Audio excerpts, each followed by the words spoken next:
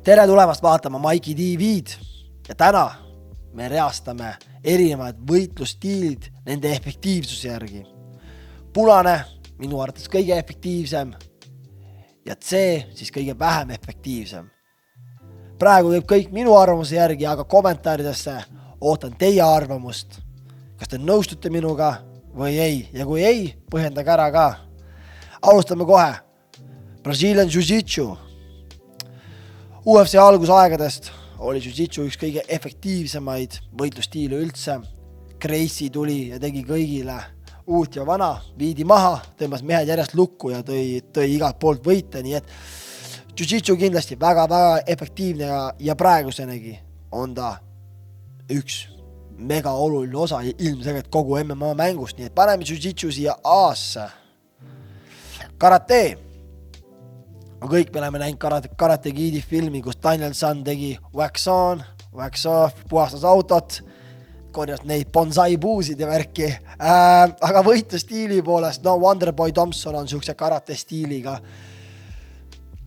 Üks asi karatega on see, et kätelöögid võib-olla pole nii suurt rõhku, jalalöögid on ägedad ja kõik võimsad, aga kui palju ta kandub üle just efektiivsuse poolest MMA-sse, paneme siia B-sse, kuna head jalalöögid on.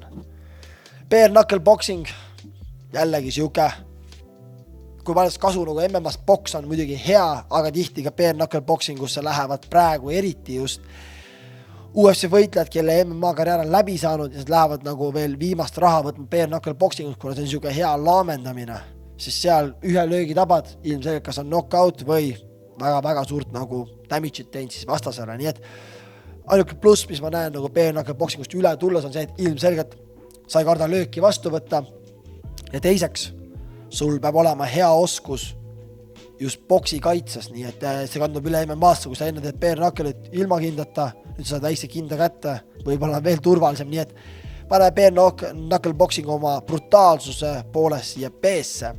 Aikido, no nii, Aikido, Steven Seagal, see tuleb kohe meelde Aikidoga, ta on selles mingi 8-kordne must vöö, mis iganes see tannides seal on, aga efektiivsuse poolest filmides Steven Seagalil toimis, peatas vendasi kinni, lükkas minema, vennad kukkusid, aga reaalsuses paneme sinna siia seesse, kõige vähem efektiivsem minu arust.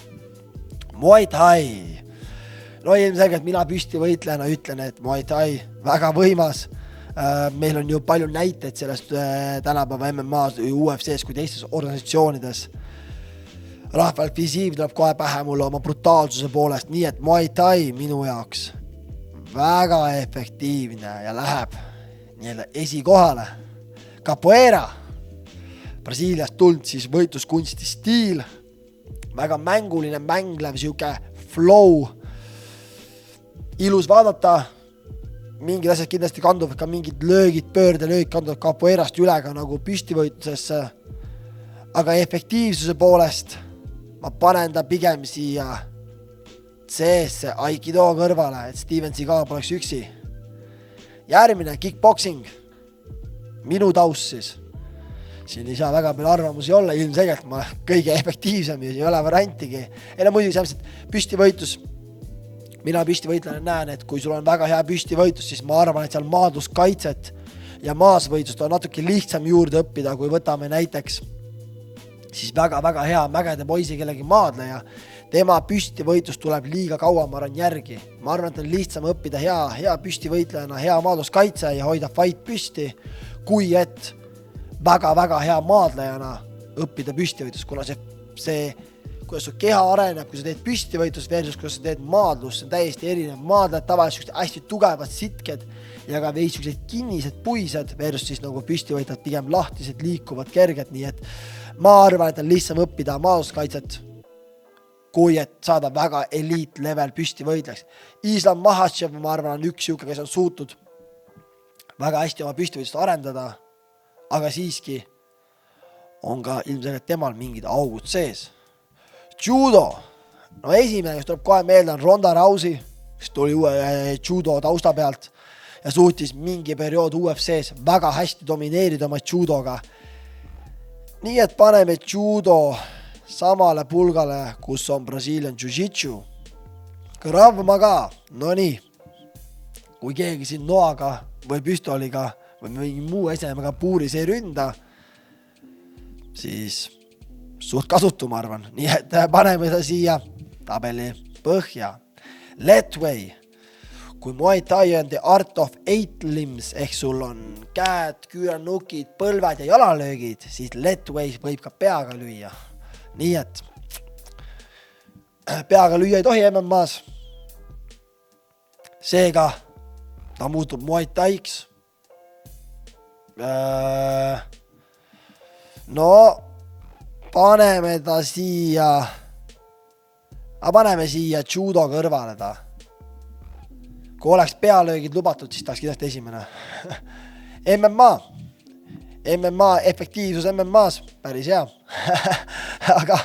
aga tegelikult, kui võtta seda, et tihti peale praegu tulevad enamus fighterid mingi taustaga, siis tegelikult on vähe sellised fighterid, kes tulevadki ainult MMA pealt, et nende esimene kokkupuude siis vabavõitlusega oligi, et läksid MMA trenni.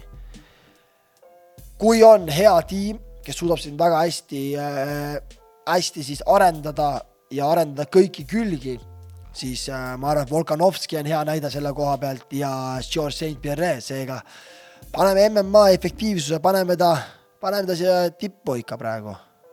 Ma arvan, et kui on hea tiim ja head treenerid suudad sind arendada väga hästi, siis ma arvan, et see on hea põhi, mille pealt tulla ja sa suudadki kõiki pooli arendada sama hetkega. Sambo. No Sambo mehi on meil palju praegu, kõik mägede poisid järjest tulevad ja võtavad tiitleid UFC-s, nii et siin pole küsimus ka, peab panema Sambo ka siia tabeli otsa. Taekwondo. Suht sama teema, mis karateega. Jalalöögid väga ägedad, aga kätetöö ilmselgelt jääb puudu või vajaka siis. Paneme Taekwondo siia bare knuckle boxing karateega samale pulgale. Ja viimane, boks. On palju fighter, kes läheb boksi tegema, aga on vähe boksijaid, kes tulevad MMA tegema. Seega, kuna lihtsalt nii raske ja harjumatu on just nende jalalöökidega harjuda neid vastu võtta. Kui boksija suudab õppida ära, kuidas blokkida jalalööke, kuidas kaitsta ilmselt mahaviimist, siis ta võib olla väga efektiivne. Võtame Ilja Topuria, endine featherweight, siis kaalu champion liikus üles just lightweighti. Kui võtame selle põhjal, siis on boks väga efektiivne.